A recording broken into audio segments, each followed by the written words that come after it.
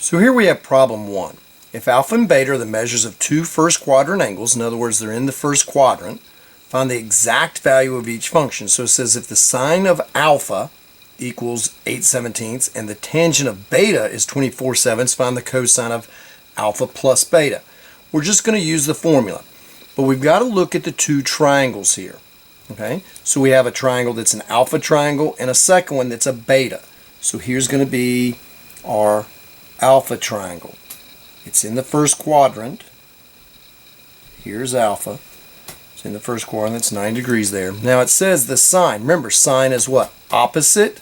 So this is opposite over hypotenuse. So the opposite side over here is 8 and the hypotenuse is 17. We're going to need this bottom piece here. Well, we can do the Pythagorean theorem. 8 squared plus this missing piece we'll call x squared equals the hypotenuse squared. To save time, I'm going to tell you x comes out to be a beautiful 15. So that's going to be a 15 down there. Now let's deal with the beta triangle. So over here's the beta triangle. Always will look like this. That's why I say it stays in the first quadrant. So here's beta. It's just a missing angle. It says the tangent. Now tangent is what? Opposite over adjacent. So opposite is 24. Adjacent side right here beside me is 7. Now I'll use the Pythagorean theorem again. 7 squared plus 24 squared equals the hypotenuse squared. That's going to make the hypotenuse come out to be a beautiful 25.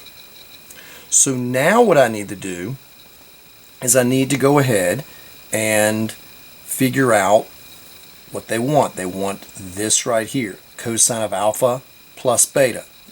Well, the formula, cosine of the alpha triangle's angle plus the beta's angle, is the cosine of the first, the alpha, times cosine of the other, beta. That's a plus. According to the formula, it's a minus. Sine of alpha times sine of beta. Well, what is the cosine of the alpha? So I'll come to the alpha triangle. This cosine is what? Adjacent 15/17. So that is 15/17. Cosine of the beta. Beta 7/25. Minus the sine of alpha. Sine is opposite over hypotenuse, 8/17. Sine of beta, opposite over hypotenuse, 24/25. Now these are fractions. When I'm multiplying fractions, it's multiply across top, multiply across the bottom. So 15 times 7 is what, 105. On the bottom, 17 times 25. Now, just think of quarters. You have 17 quarters. That'd be $4.25 or 425. Over here, 8 times 24. Well, 2 carry a 3, 192. 17 times 25 will be the same. Your denominator in these will always be the same. If it's not, you made a mistake.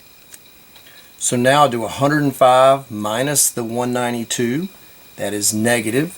Well, just think of, take away 105 from 192. That's going to end up being negative 87.